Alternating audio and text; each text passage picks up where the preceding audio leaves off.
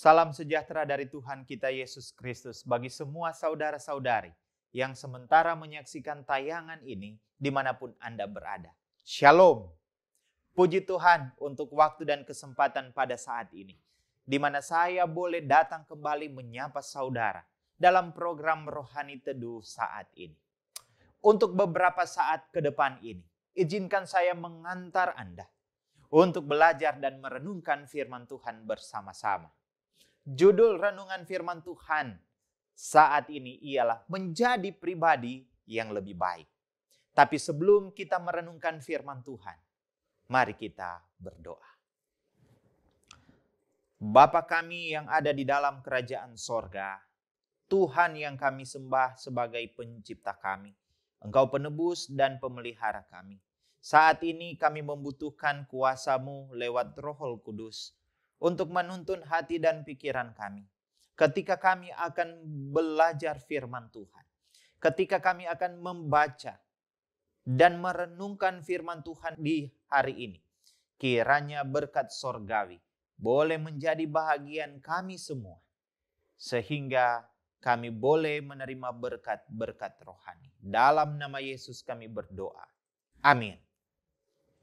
Saudara-saudari yang dikasihi Tuhan Yesus Kristus. Sebagaimana yang saya katakan tadi bahwa judul renungan kita pada hari ini adalah menjadi pribadi yang lebih baik. Saudara-saudara yang dikasihi oleh Tuhan. Menjadi pribadi yang lebih baik tentunya adalah keinginan dan harapan bagi kita semua. Dengan menjadi pribadi yang baik, tentunya kita dapat diterima oleh siapapun dalam ruang lingkup hubungan kita dengan sesama kita. Semua orang tentunya ingin bergaul dengan orang yang baik. Tapi masalahnya adalah ini. Menjadi orang yang baik itu ternyata tidak semudah yang kita katakan. Menjadi orang yang baik itu ternyata tidak semudah seperti apa yang kita pikirkan atau apa yang kita bayangkan. Menjadi orang yang baik artinya berbicara tentang karakter, tentang tabiat atau sifat pribadi kita. Kita tahu bersama bahwa sejak manusia itu berdosa, dan ketika manusia kehilangan kemuliaan Allah, maka kita kehilangan kemampuan untuk menjadi pribadi yang baik. Dosa menyebabkan perangai kita berubah. Kita tidak perlu belajar untuk menjadi orang yang jahat, saudara. Menjadi orang yang jahat tidak perlu dipelajari. Itu bisa jadi dengan sendirinya karena sifat alamiah kita yang berdosa. Tapi kita perlu belajar untuk menjadi orang yang baik. Dan pada saat ini, saudara-saudara yang dikasihi Tuhan, untuk menjadi pribadi yang baik, pada saat ini saya ingin kita untuk belajar melalui firman Tuhan kepada orang-orang yang ada di Berea, yang dicatat di dalam Kisah Para Rasul pasalnya yang ke-17 ayat 11 hingga ayatnya yang ke-12. Bagaimana menjadi pribadi yang lebih baik dari sebelumnya. Oleh karena itu, pada saat ini saya mengundang kita untuk mengambil Alkitab kita ataupun Alkitab saudara. Dan mari kita membuka bersama-sama firman Tuhan di dalam Kisah Para Rasul pasalnya yang ke-17. Saya mau supaya sebagaimana saya membuka firman Tuhan malam hari ini, saudara-saudari juga melakukan hal yang sama supaya kita boleh belajar bersama-sama firman Tuhan pada saat ini. Kisah 17 atau Kisah Para Rasul pasalnya yang ke-17 dimulai dengan narasi tentang perjalanan misionaris Paulus dan Silas ke Tesalonika. Di dalam Kisah 17 ayatnya yang pertama disebutkan di sana. Paulus dan Silas mengambil jalan melalui Amfipolis dan Apolonia dan tiba di Tesalonika. Di situ ada sebuah rumah ibadah orang Yahudi. Ketika Rasul Paulus dan Silas diutus untuk membawakan pekabaran firman Tuhan kepada bangsa-bangsa di luar dari orang Israel, maka Rasul Paulus telah mengunjungi berbagai banyak tempat yang ada di wilayah Asia Dan di dalam pekerjaan pelayanan misionarisnya ini, dia telah memasuki berbagai macam daerah ataupun tempat. Entah itu di pedesaan ataupun di perkotaan. Nah, saat ini Paulus dan Silas tiba di Tesalonika. Nah, apa yang dibuat oleh Paulus dan Silas pertama-tama ketika mereka tiba di Tesalonika? Di dalam Kisah 17 ayat 2 dan ayatnya yang ketiga berbunyi demikian. Seperti biasa Paulus masuk ke rumah ibadat itu. 3 hari Sabat berturut-turut ia membicarakan dengan mereka bagian-bagian dari kitab suci. Ayat 3, ia menerangkannya kepada mereka dan menunjukkan bahwa Mesias harus menderita dan bangkit dari antara orang mati. Lalu ia berkata, inilah Mesias, yaitu Yesus yang kuberitakan kepadamu.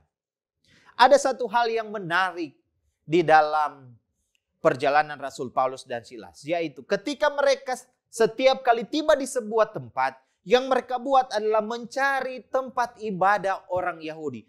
Adakah atau ada di mana saja mereka pergi dan berada, mereka mencari tempat ibadah orang Yahudi untuk berkumpul dan beribadah bersama-sama.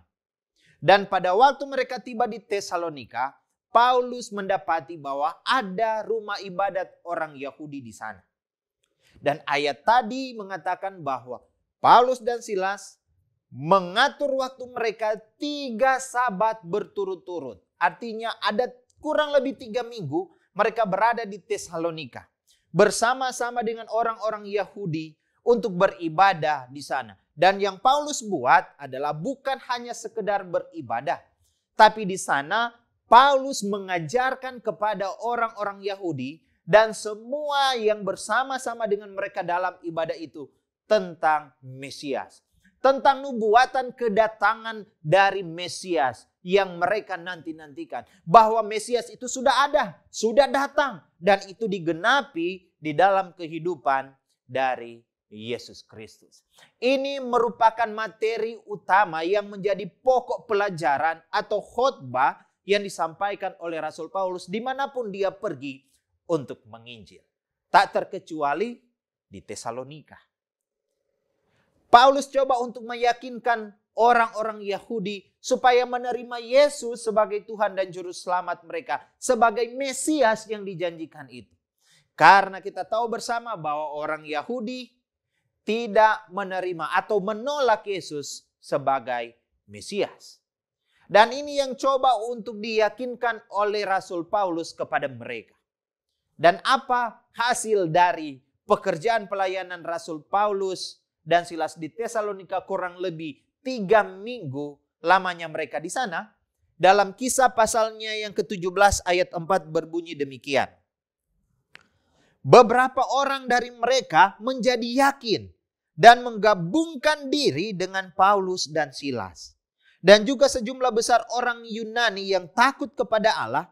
Dan tidak sedikit perempuan-perempuan terkemuka. Oh saudara-saudaraku.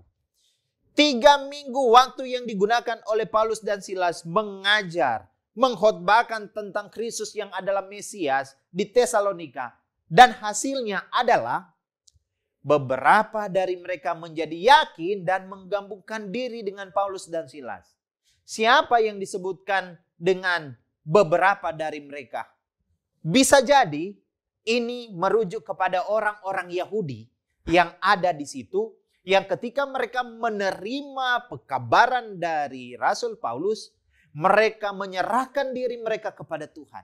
Mereka menerima Yesus sebagai Juru Selamat mereka. Mereka mengakui Yesus sebagai Mesias yang dijanjikan itu, yang sudah datang.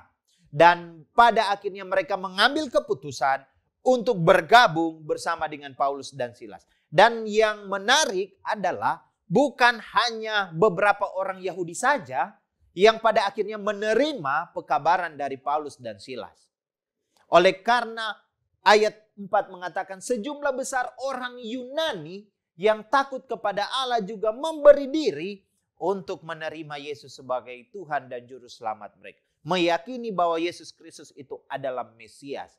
Dan tidak sedikit perempuan-perempuan terkemuka. Ini adalah tokoh-tokoh masyarakat. Ini adalah orang-orang yang berpengaruh pada waktu itu. Ini adalah bisa saja orang-orang yang memiliki tingkat ekonomi yang tinggi yang ada di Tesalonika. Semua menerima Yesus sebagai Tuhan dan Juru Selamat melalui pekabaran yang disampaikan oleh Rasul Paulus dan Silas. Tapi saudara-saudara, masalah muncul di sini. Di tengah-tengah pekabaran hidup yang disampaikan oleh Paulus dan Silas di sana, kurang lebih 3 minggu, memunculkan perasaan kurang enak di kalangan orang-orang Yahudi yang lain yang ada di tempat itu. Di dalam Kisah 17 ayatnya yang kelima, firman Tuhan berbunyi demikian.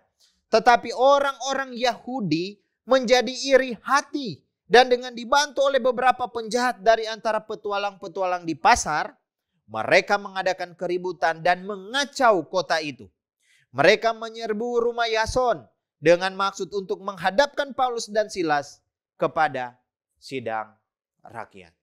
Ketika pekabaran firman Tuhan itu sementara berkembang dengan begitu luar biasa di Tesalonika, ada saja yang terjadi. Ada saja rencana dari kuasa kegelapan yang coba untuk menghalangi agar pekabaran firman Tuhan itu, pekabaran tentang Yesus yang adalah Mesias itu tersebar luas di kota Tesalonika. Kuasa-kuasa kegelapan menggunakan orang-orang Yahudi yang tidak bertobat menjadi iri hati terhadap pekabaran yang disampaikan oleh Paulus dan Silas. Bisa saja mereka menjadi iri hati oleh karena mereka mulai kehilangan pamor dibandingkan dengan Paulus dan Silas dengan pekabaran yang mereka sampaikan. Bisa saja orang-orang Yahudi ini menjadi iri hati oleh karena pekabaran yang mereka sampaikan, pelajaran yang mereka belajar bersama-sama sudah tidak diterima lagi oleh sebagian dari orang-orang Yahudi, saudara-saudara mereka yang sudah bertobat, yang pada akhirnya menerima akan ajaran yang benar tentang Yesus Kristus sebagai Mesias. Inilah yang menyebabkan mereka menghasut. Ayat 5 mengatakan beberapa penjahat. Bayangkan saudara-saudara, sesama anggota menghasut para penjahat, kemudian meminta bantuan para petualang-petualang di pasar, preman-preman yang ada di pasar, untuk mengadakan keributan, untuk mengacaukan kota itu. Dengan demikian membatasi atau menghalangi pekerjaan Tuhan lewat Paulus dan Silas untuk lebih luas lagi di Tesalonika. Dan mereka bukan hanya menyerang Paulus dan Silas ataupun orang-orang yang sudah menerima pekabaran itu, tapi juga mereka menyerbu rumah Yason dengan maksud menghadapkan Paulus dan Silas kepada sidang rakyat. Yason yang mungkin tidak tahu apa yang terjadi. Mungkin Yason adalah keluarga yang menuntun atau memberikan kesempatan kepada Paulus dan Silas untuk tinggal bersama-sama dengan mereka di rumah itu, tidak luput dari serangan orang-orang Yahudi yang iri hati ini, saudara. Mereka menjadi begitu kasar. Mereka menjadi begitu emosi. Mereka menjadi begitu tidak terkendali. Dan menyebabkan terjadinya kekacauan dan huru-hara hanya oleh karena pekabaran hidup yang disampaikan oleh Paulus dan Silas. Dan apa yang terjadi saudara-saudara? Ayat 6 dan seterusnya mengatakan bahwa oleh karena mereka mendapatkan jaminan, Yason memberikan jaminan kepada mereka. Pada akhirnya situasi agak sedikit reda, saudara-saudara. Dan mengantisipasi agar supaya tidak terjadi lagi hal yang lebih besar lagi, maka dengan bijaksana umat-umat Tuhan, orang-orang percaya ada di Tesalonika, mengatakan kepada Paulus dan Silas supaya mereka pada malam itu juga meninggalkan Tesalonika demi keamanan dan keselamatan kehidupan mereka. Dan benar saudara-saudara, di dalam Kisah pasalnya yang ke-17 ayatnya yang ke-10, firman Tuhan berbunyi demikian. Tetapi pada malam itu juga, segera saudara-saudara di situ menyuruh Paulus dan Silas berangkat ke Berea. Setibanya di situ, pergilah mereka ke rumah ibadat orang Yahudi. Perhatikan baik-baik saudara ayatnya yang ke-10. Pada malam itu juga, ketika situasi agak reda, ketika keributan sudah mulai tidak kedengaran lagi, Paulus dan Silas disarankan untuk meninggalkan Tesalonika. Dan mereka mengadakan perjalanan pada malam hari itu juga dan berangkat ke Berea. Saudaraku, jarak antara kota Tesalonika dan Berea kurang lebih 50 mil. Saudara bisa bayangkan, Paulus dan Silas pada malam hari itu harus menempuh perjalanan kurang lebih 60-70 kilometer untuk menyelamatkan diri mereka dari sesuatu yang lebih mengerikan lagi jikalau mereka tetap berada di Tesalonika. Tetapi ini juga adalah jalan-jalan Tuhan. Adalah maksud dan rencana Tuhan supaya Paulus dan Silas keluar dari Tesalonika dan pergi ke Berea. Nah, saudara-saudara, akhirnya mereka tiba di Berea. Dan apa yang dilakukan oleh Paulus setibanya di Berea? Kembali saudara-saudara, Paulus mencari rumah ibadat orang Yahudi. Paulus sangat concern dengan peribadatan. Paulus tidak bisa tidak untuk beribadah kepada Tuhan. Itulah sebabnya dimanapun dia pergi dan berada, dia mencari tempat komunitas orang-orang Yahudi untuk beribadah bersama-sama.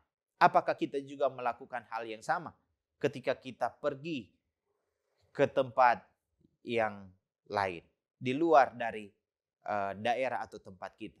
Ketika kita mengadakan perjalanan wisata atau ketika kita mengadakan liburan ke tempat-tempat yang lain, keluar daerah, apakah di tempat-tempat itu kita juga seperti Paulus dan Silas mencari gereja, mencari rumah ibadat untuk mana kita boleh beribadah bersama-sama dengan persekutuan orang-orang percaya yang ada di situ? Ataukah kita hanya sekedar untuk menikmati tempat itu dan bersantai dan bergembira, bersenang-senang di sana? Itu adalah pilihan dari kita masing-masing. Tetapi apa yang dibuat oleh Paulus adalah sesuatu yang sangat baik untuk kita tiru.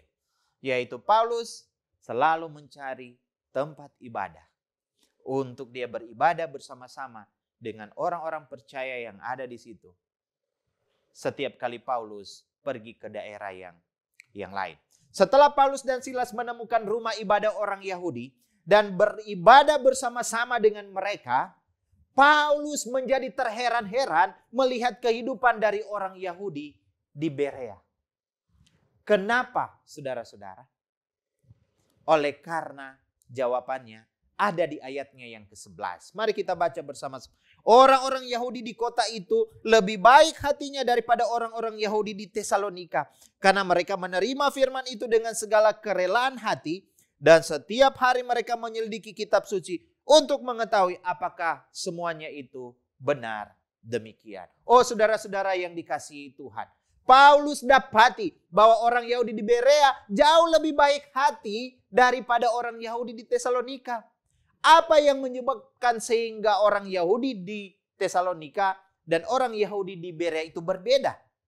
Pertama, orang Yahudi di Tesalonika menentang ajaran Paulus, sedangkan orang Yahudi di Berea menerima dengan sepenuh hati ajaran Paulus. Kedua, orang Yahudi di Tesalonika hendak menganiaya Paulus, sedangkan orang Yahudi di Berea menerima dan menyambut Paulus dengan sukacita. Ini beberapa perbedaan yang terjadi antara orang Yahudi di Tesalonika dan orang Yahudi di Berea. Tetapi perbedaan yang lebih mencolok ada di dalam kehidupan masing-masing orang percaya di Berea. Oleh karena mereka menerima firman itu dengan segala kerelaan hati, Setiap hari mereka menyelidiki kitab suci untuk mengetahui apakah semua itu benar demikian. Jadi saudara-saudara, ketika Paulus ada di sana dan belajar bersama-sama tentang firman Tuhan, apa yang Paulus sampaikan diterima oleh orang Berea dan mereka pelajari bersama-sama, selidiki firman Tuhan bersama-sama, dan mereka mendapati apa yang Paulus sampaikan adalah sebuah kebenaran. Dan ayat 12 mengatakan banyak di antara mereka yang menjadi percaya, juga tidak sedikit di antara perempuan-perempuan terkemuka dan laki-laki Yunani. Saudara-saudara, apa yang membuat orang-orang Yahudi di Berea jauh lebih baik hati daripada orang Yahudi di Tesalonika? Karena ini, 2 Timotius 3 ayat 16. Karena mereka selalu belajar firman Tuhan.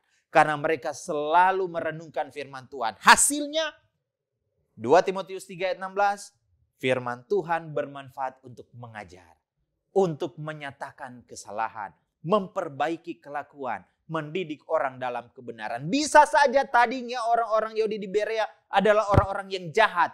Sama sifatnya dengan orang-orang Yahudi yang ada di Tesalonika. Tapi karena mereka selalu belajar firman Tuhan, karena mereka rajin mempelajari firman Tuhan, Roh Kudus bekerja di hati mereka, merubah perangai mereka, merubah sifat, karakter, tabiat mereka menjadi lebih baik dari hari ke hari. Beda dengan orang Yahudi di Tesalonika. Kesimpulan yang bisa kita ambil pada saat ini yaitu menjadi pribadi yang lebih baik itu tidak mudah. Itu tidak bisa jadi dengan sendirinya. Butuh proses untuk menjadi pribadi yang lebih baik. Tapi saudara-saudara, rahasianya adalah ini. Perbanyaklah waktu kita membaca dan merenungkan firman Tuhan setiap hari. Hanya dengan pertolongan Roh Kudus, melalui firman Tuhan, kita menjadi pribadi yang lebih baik. Melalui membaca firman Tuhan, kita belajar untuk menjadi pribadi yang lebih baik. Kita belajar untuk meninggalkan segala perangai kita yang tidak baik. Dan melalui membaca firman Tuhan, kita dituntun untuk memiliki sifat dan karakter kita yang kecenderungan jahat menjadi lebih baik. Saudara-saudara, firman Tuhan melalui kuasa Roh Kudus dapat merubah kehidupan saudara. Kalau mungkin saudara adalah seorang yang pemarah, Roh Kudus akan merubah saudara ketika Anda mempelajari firman Tuhan menjadi orang peramah.